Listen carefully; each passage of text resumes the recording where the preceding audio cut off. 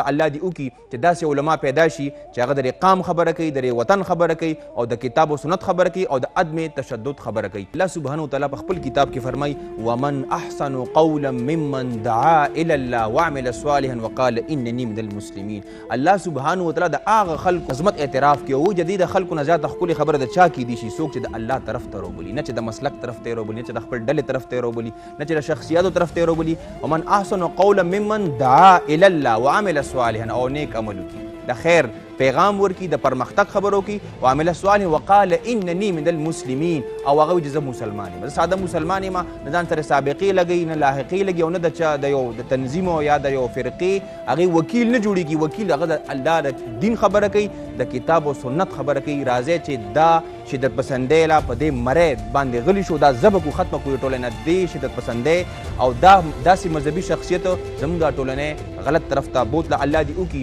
چې داسې علما پیدا شي چې هغه د قام خبره کوي، د وطن خبره کوي او د کتاب و سنت خبره کوي او د عدم تشدد خبره کوي.